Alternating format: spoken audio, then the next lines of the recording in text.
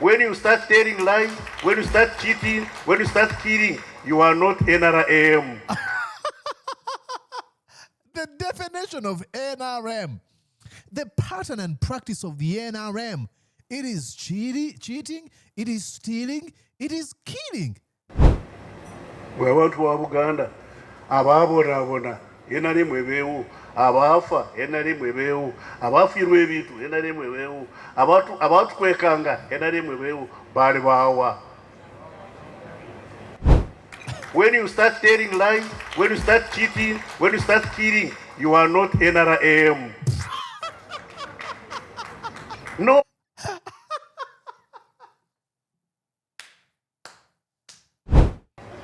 To be one of us, you have to be pure.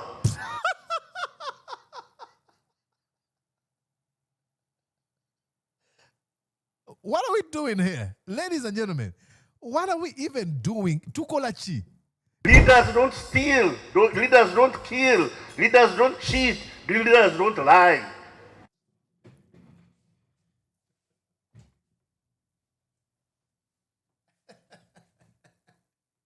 You're watching Mordecai Marissa Live Political Commentary.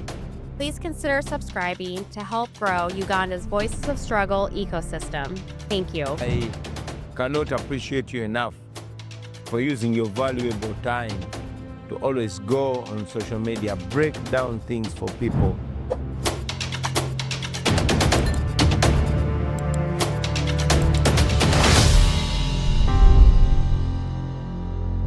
And yes, indeed, okusinzira munda mu ggwanga ali United States of America, ogamba oti okansubira enti oli bulungi nze Mordecai Murisa, ow'ekitiibwa, omuteeketeeke, omuggalatiya, ate era VVIP, nkwaniriza ku mukutu gu Mordecai Murisa live. Yonna gy'osinzira okubeera ng'ogoberera nkwebaza nti webale nnyo weewalire ddala mwenna abeegasse ku mukutu guno nga muyita mu nkola ya subscription. Thank you so much. Mu ngeri y'emu nga bw'eri enkola yange eya bulijjo. Kansuubire bitambula bulungi gy'owangaalira awangula tukuyozayoza nti congratulations. We're celebrating weekubeko ku byegabyego ogambe I did it. Or I've got it. Naye osigale ng'ogenda mu maaso, do not stop. Tokoma waliwo ekinene alikisinga ku ekyo. Ayita mu kusoomoozebwa tukugamba do not worry, every little thing will be alright, nga Robert Nesta Marley oba Bob Marley bw'atugamba. Yes. Mwenna abalaba omukutu sabu tabeebaza bali mu mpado buwagizi obutagambika. Naddala abantu abalabira ennate tebampadde akatamina akabalaze. Wala abalabira ku kitebe kya NUP ku reception, ku kitebe kya NUP mwebale nnyo akatamina akabalaga. And then wala bandaza ab'ennate kamba kulage waneeno, which was really impressive. Owalengera bali nateeta. Big up Mordecai.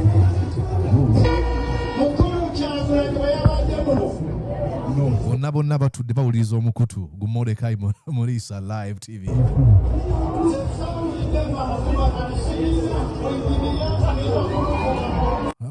Wala nnyumidde avudde eri ng'ajja n'atambula n'atuuka oba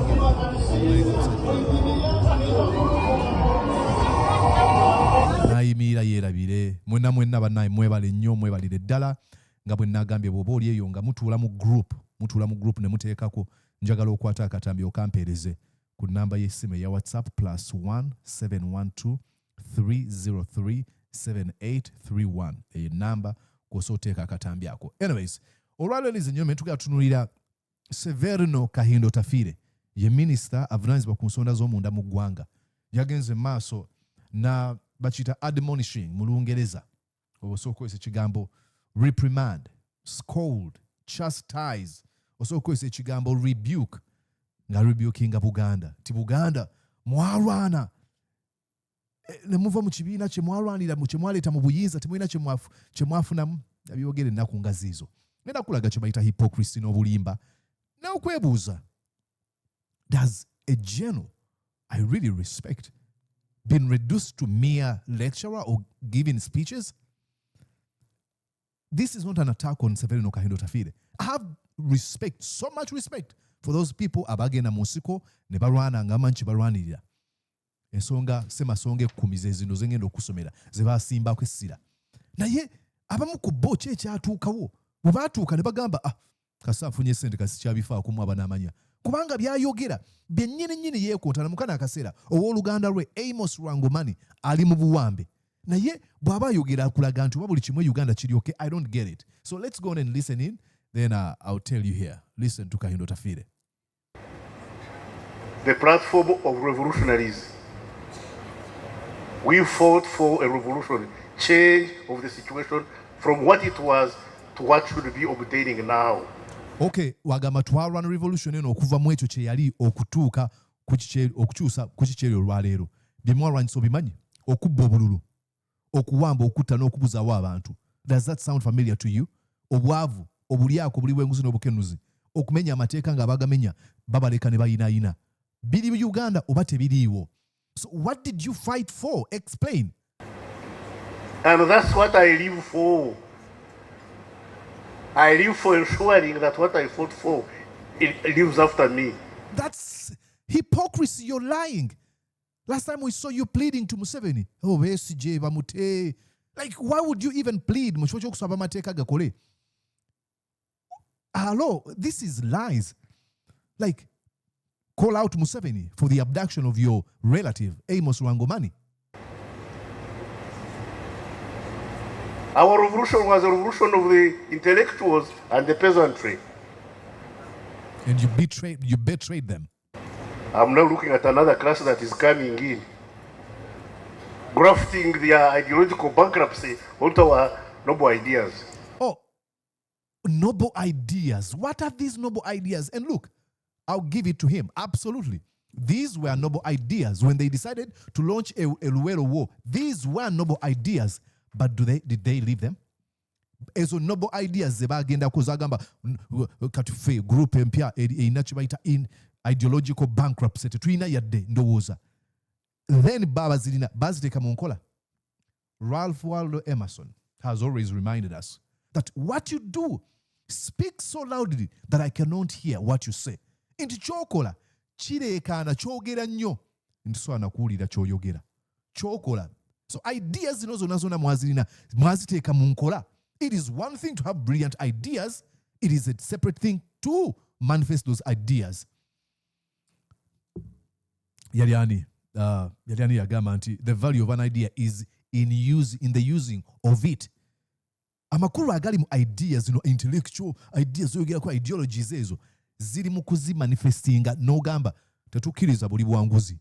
Museveni protecting abali benguzi. So what did you fight for, Kahinda Otafiire?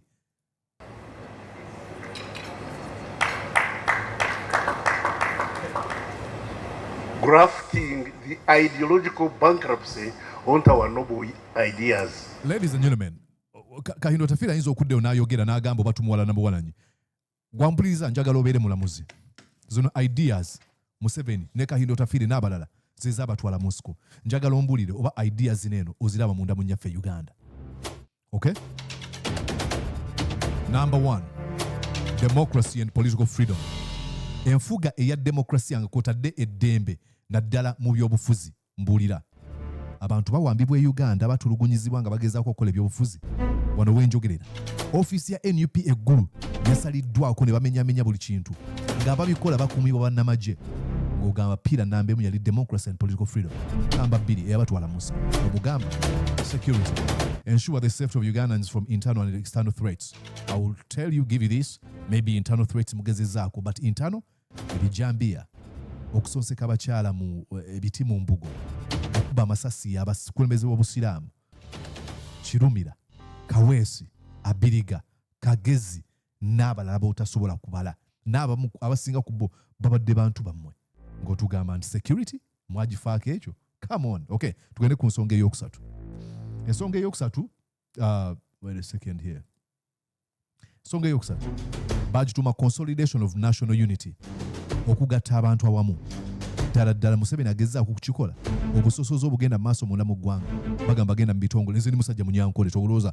Kati gw'oyogere ndi munyankole. 100%. I was born in Bushenyi. My mom and dad are both banyankole. Genda mu bitongole ebikulu. Olabe n'ebifo bane ababirimu. Tunuulira obukulembeze bwa SFC Special Force Command. Bwakakulemberwa abantu ameka. Ku bantu 7 oba 8 abaakabukulembera. Abasinga bava mu region ki.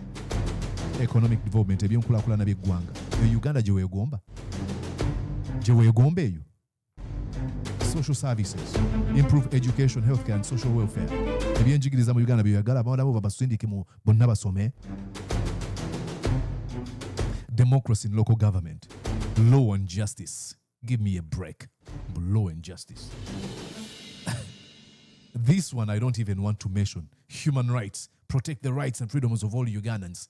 Museveni doesn't really care. Protect freedoms and rights of all Ugandans. Naba ne mutabani we. Ngenda kutema kobe esije omutwe. Bobi Wine.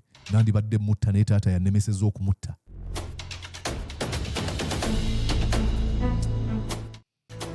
Kahinda Otafiire. Number munana. Sorry, mwenda. Foreign policy. Maintain Uganda's sovereignty and independence. I'll give you a credit there. Maintaining Uganda's sovereignty and independence. Promote peaceful regional relations and cooperation. Ekyo kyagaana. Museveni kali ntalo okwetoola Africa. Ekyo ng'okivuddeko. Mutabani we kati ateekateeka ngenda kulumba Kenya mumpe ennaku 2. Maybe ayinza okubayigiriza abalala bonna okubeera nabo omukono ogw'ekyuma. Kagame Rwanda tava ku bukulembeze. Samia Suluhu kati akuppa Museveni. Ewa Kenya, ewa William Ruto. Uyo ayagala kukola nongoseza musemateeka. Then tugende wa Congo. Ekisembewo self-reliance. Of course omanyi nti eggwanga lyaffe litudde ku mabanja tewali bya self-reliance. So ebyo byagamba ideologies zino ze twalwanira. Give me a break, Kahinda Otafiire. Shut up. Leaders don't steal. Leaders don't kill. Leaders don't cheat. Leaders don't lie.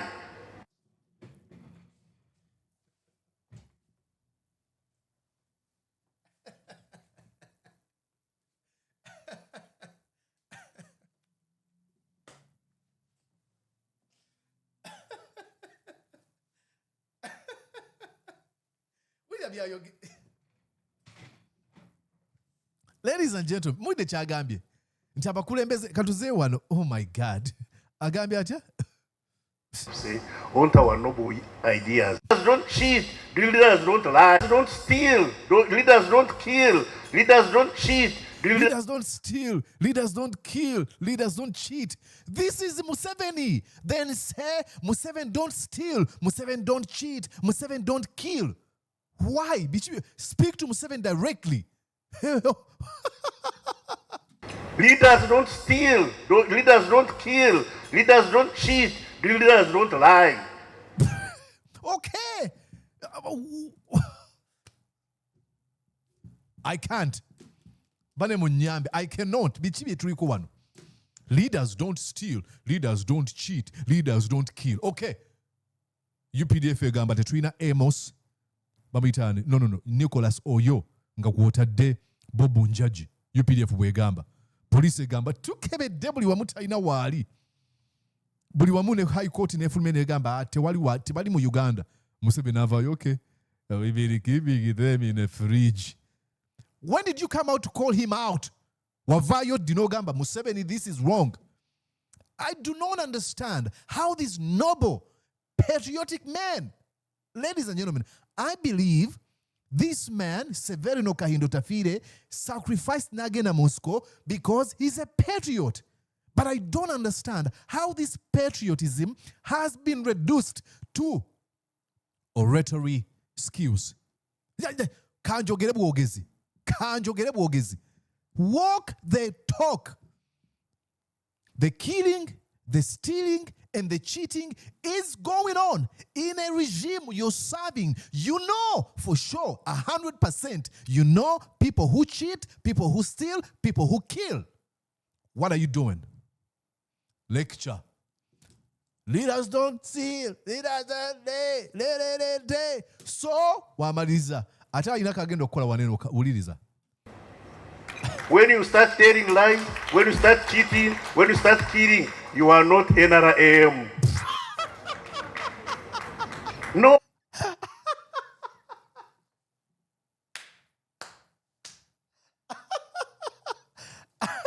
Okawuliddaako. Oh my God. Ulira katukazeeyoko. Agambye atya. When you start telling lies, when you start cheating, when you start killing, you are not NRM. the definition of NRM. The pattern and practice of the NRM. It is cheating, it is stealing, it is killing.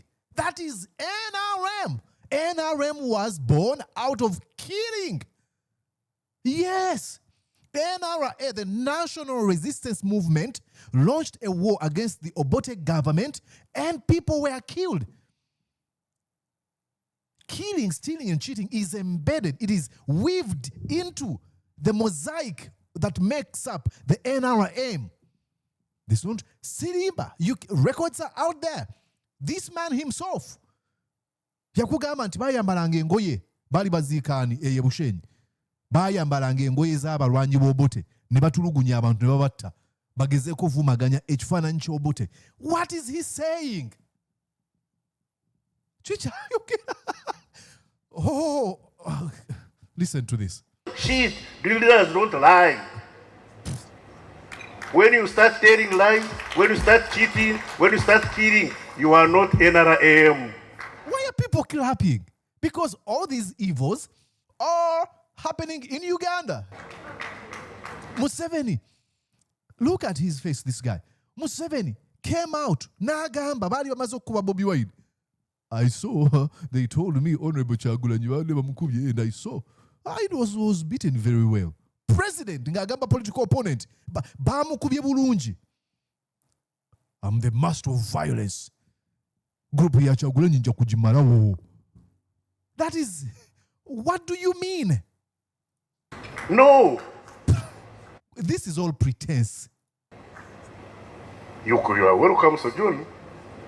You can be part of the journey, but please don't pretend that you are one of us. No. No. Actually, stealing, killing, and cheating, it is the NRM. It is not a bag. It's not a BUG. No. It is the MO, the modus operandi. It is the feature of NRM. To be one of us, you have to be pure.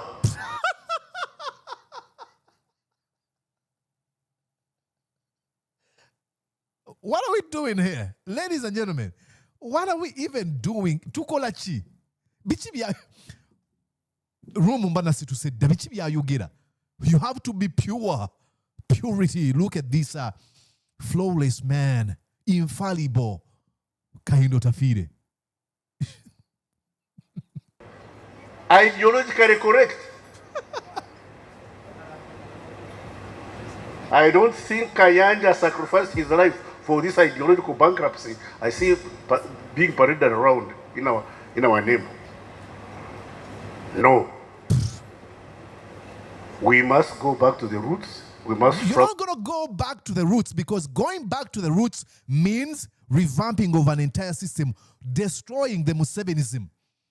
Going back to the roots requires holding Museveni accountable and his son, ordering court martial. Oyo bamuteke mu court martial mhozi Kenelugaba olwe byakola. You cannot. This is, I hate this rhetoric that is full of dishonesty. Like he knows what he's doing. Neta swala. I cannot do that. I nechirabo. Otekeddwa okubanga gwe olimbanga teweesikanamu. Because then he's able to convince abantu abali mu audience. Hey, Jeno. Jena you get the chintu. What? To protect the gains. This. To protect the gains, not the losses. Of Why course, are they clapping? in life there are gains and losses. There are gains and losses. But let me assure you, all and sundry, that falling is not the problem. Falling is not the problem. The problem is not getting up. Banaffe abantu ba Buganda okugwa wansi ekizibu naye obutakola ki? Naye mukola ki? Naye mukisuula. Naye mmala agasuula we. Ina eri mu kibiina kyani?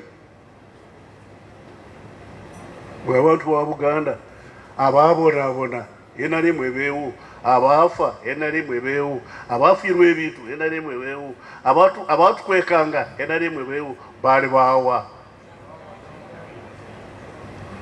kale mwe musanyusa taata ate Kahinda atandise kukola ki n'amwatulira kamba atulire kubanga toyina byoyatula. You don't even know what this means. Mbu Kahinda atandise kamba atulire n'amwatulira mbu nze kamba atulire kubanga munsobera kozi bagamba nti ekyekango tekirina muzira embwa edduka omukalo. bwagamba nti n'amwatulira. Abantu ba Buganda si bw'oyatulira, okwatula kwe kwatulira mwami Museveni. N'amwatulira tokozesa bigambo bino nga tumanyi kye bitegeeza. N'amwatulira kwe kwevaamu n'ogamba kangume kanfune obusajja mŋambe ono kino ekintu kiyinza okuba kiteeka obulamu bwange mu matigga naye kankikole. Yimirira, yita press conference. Ladies and gentlemen, my name is Severino Kahinda Otafiire. I sacrificed my life fighting for this country. It was a war that I went to by a conviction. We launched a war against the Obote government to fight the excesses that we witnessed on a daily basis. Abduction, killing, torturing, and disappearing of innocent people. Electoral malpractice, corruption, the extravagant spending of taxpayers' money, impunity and lawlessness. And I am sad to announce that the evils that I fought are the evils I see in the current regime. Mr. Museveni has continued to shield criminals, and I think that is contrary to my principles and values. And with that, I tender in my resignation.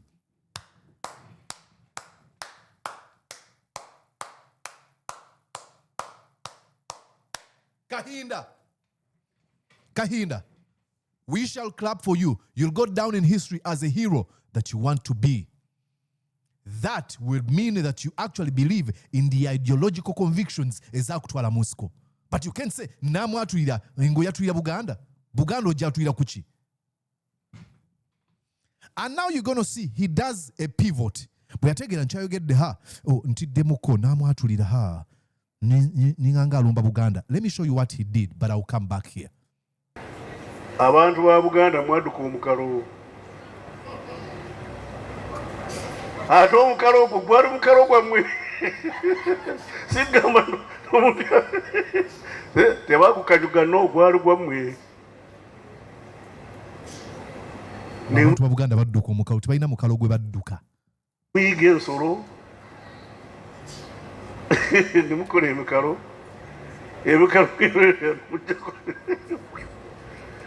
Kale sijja kubaawo.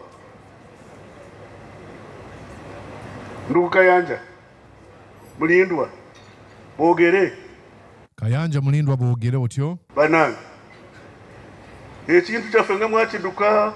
Manya ga Luganda gayogedde kati ogenda kulaba afunamu epifa n'agamba yadde neeyise n'amwatulira naye kiyinza okundeetera obuzibu. Then he tries to walk it back. Mugambe bano baase Luganda bakomewo. Kino kintu kyaffe. We must reclaim our own. You cannot afford to pay for what you have already paid. How can somebody sell you what is yours?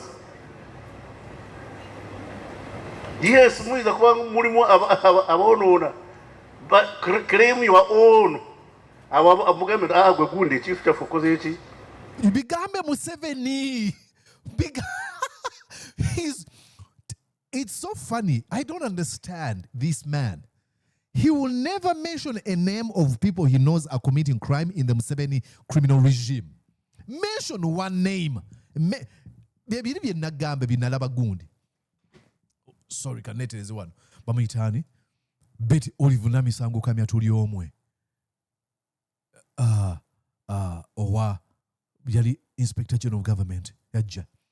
But now Uganda malamusiza. Njagala okubategeeza ebyenkulaakulana mu Uganda tebigenda mu maaso kubanga ensimbi esinga zibbibwa. Ensimbi ezo nno zibbibwa abantu abali mu gavumenti. Abantu abo kati nno bakola ebitundu 15 be bagabana ensimbi ezo. Ensonga tulina ddagala mu malwaliro, enguudo nfu, bla bla bla bla. IGG, omaze okuzuula ensimbi zibbibwa wano ababbi obategedde bakwate kigasa kyogamba by the way mbabuulireko nakizudde ku kyalo kuno mulaba omuntu oli gwe batta n'oli omuntu nno omutemu nno ali ku kyalo kuno eno nze kubagamba kati ngenze totugambira ddala kuba tukimanyi tetwetaaga kumanya oba omuntu abatta ali ku kyalo oba taliiko twagala kunogera kizibu ddagala okutugamba omubbi kale mumanyi nekiyamba ki mutubuulire tumukwate tumutwale mu mbuga z'amateeka kale maze okwogera nsebbe tikamya mu ntende ndaze obuvumu yono kati byali yogera Museveni emmere yaffe gye tufumbye katutandise kuleetamu kikamulali ate ffe tetulya kamulali yes mwagamba mugenze kulwanyisa okuwamba okutta okutugunya n'okuzaawo abantu bawamba bannakenya Museveni avayo n'agamba okay tubadde tubakumira mu fridge gamba ekyo kitwalwana okulaba nga tumalawo bakwata muganda wo Amos Rwangomani ku biragiro byani yogera eyamukwata kamulali guleeta waki ekintu kyaffe emmere yaffe gye tufumbye tuteekamu kamulali kubanga tetulya ki kamulali naye kimanye engeri gye munakikolamu NRM kibiina kyammwe kibiina ky'abantu ba Buganda akyusizza kibiina ky'abantu ba Buganda you realize kibiina kyavu abantu ba Buganda ategedde kali NRM kibiina kyammwe listen NRM kibiina kyavu abantu ba Buganda kibiina ky'abantu ba Buganda abantu yes mwalimu abalala abaalimu sorry nkoze ensobi munkoze ensobi kibiina ky'abantu abaali mu Buganda bw'abadde ayogera amannya wali talina linnya ly'ewengulu Masengita yogedde mannya 3 gonna nga g'abantu bava mu Buganda Luweero kubanga mwalimu Abaganda mwalimu Abalugwara mwalimu Abaluuru mwalimu Abanankole mwalimu Abanarwanda naye bonna bali mu Luweero bonna tubayita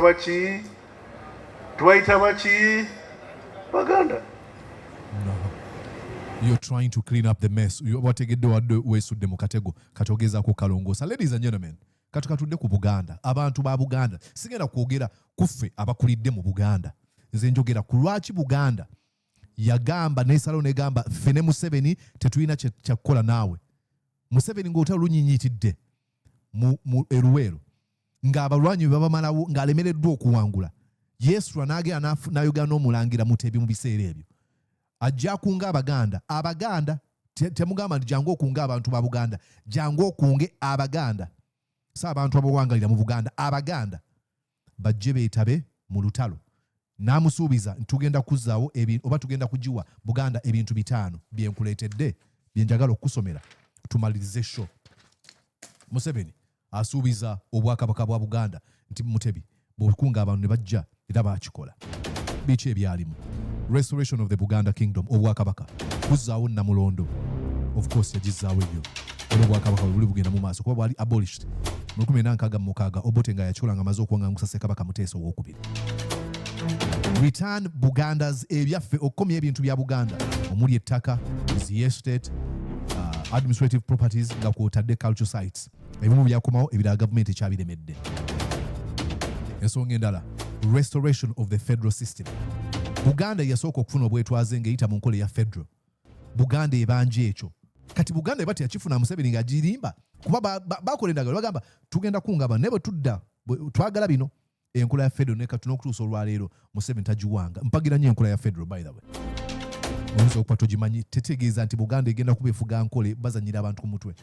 Enkola ya federal kwe kubanga obuyinza bugabanyizibwa okuva mu gavumenti ya wakati central government ng'egabanya obuyinza ab'enkole bayina gundi federal gundi structure abe Buganda abe Munyolo nga mukola buli kimu naye nga waliwo ekibagatta ye central government yekola ensimbi eyina amagye eyina ebintu ebyenjawulo yeyina naye ekyo Buganda kisa Museveni yagiryamu olukwe kati ng'ogamba Buganda wadde twabalyamudde olukwe muteekeddwa okubeera nga musigala nga mutwesibako really come on teri agenda kukikola ekyo ne bwaba mulalu tugende mu maaso tulabe ate ensonga endala.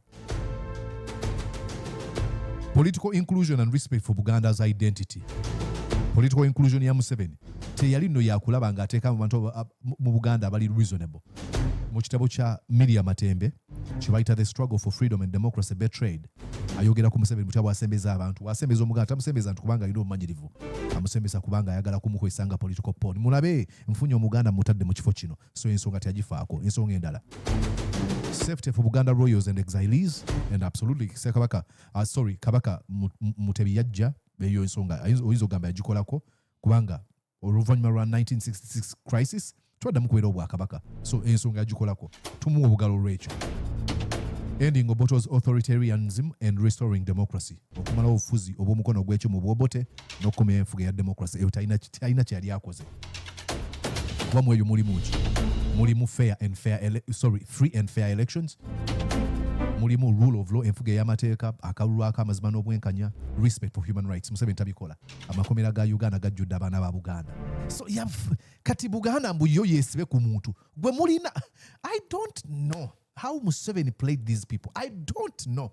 That will be a question that I will have forever.